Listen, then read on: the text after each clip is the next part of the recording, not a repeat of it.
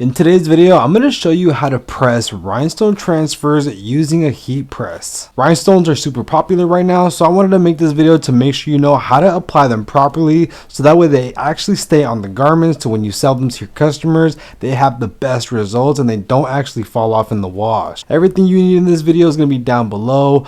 Let's get right into this tutorial. So before we get to the heat press, I just want to quickly go over how these rhinestone transfers are actually made, because they are made by loading our Cricut with some rhinestone flock and creating the actual stencil.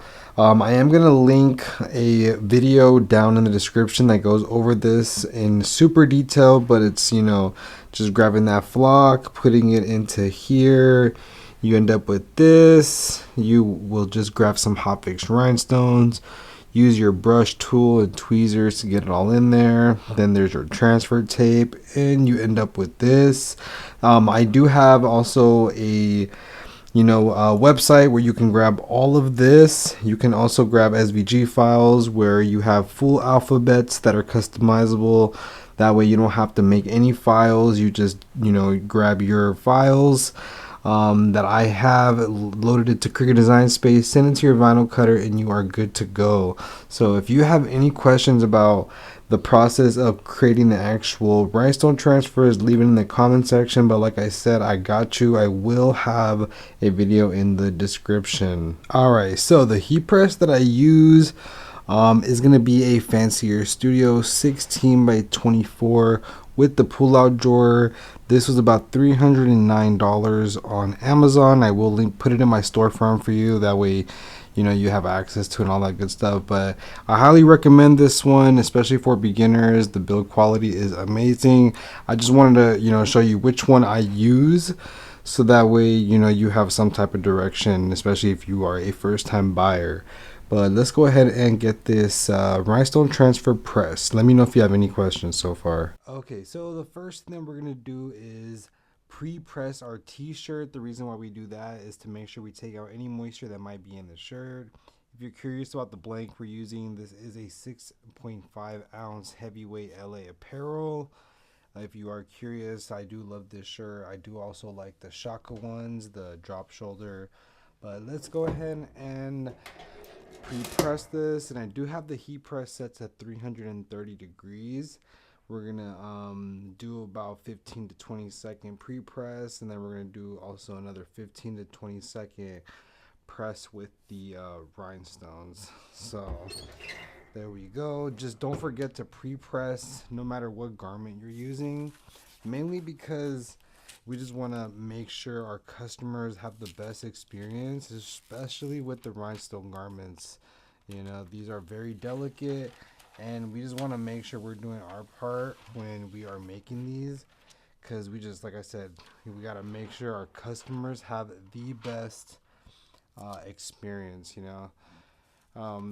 I have done this for many years, so I have a pretty good idea of how to place this.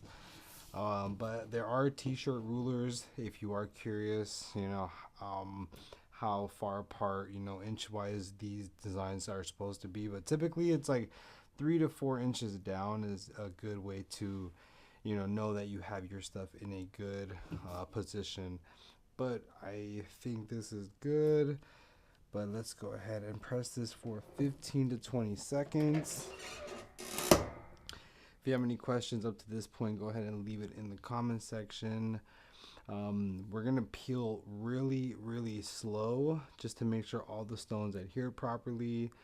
And this is also going to be a hot peel. You can hot peel these rhinestone transfers. All right. Like I said, we are going to peel slowly. And if you're wondering what this says support friends, not celebrities. I sell a lot of this shirt. A lot of people like this one, but they all adhered properly. But we're gonna just go ahead and hit it for another 5 to 10 seconds or so, just to make sure it really settled in there, just to really seal it. So always give it that extra, couple seconds when we're done. And There we go. I'm really excited with how this came out. I'm gonna take the camera off in a second, give you a better angle. But yeah, if you have any questions so far, leave it in the comments section. The final product came out way better than I expected. If you're wondering about the colors, the rhinestone that I use, these are black diamond. So they're not necessarily crystal, they're a little bit darker. I do like these. They just give a little bit of a different, more masculine effect. These are super dope. I do like the clear ones as well, but I do like how these hit. Let me know in the comment section if you do like the black diamond. I'm just curious to see how you liked it, but if you made it to the end of this video, I really appreciate it. Like I said, if you have any questions, leave it in the comment section. And don't forget to support, my website. I have all the supplies you would need. I have all the files, so you can make this yourself, it directly supports this channel. But, subscribe. We're on our way to 100K. If you're already subscribed, I appreciate it. But let me know what video you want next. Leave it in the comment section. I'm going to be uploading every single day. And I will see you next video.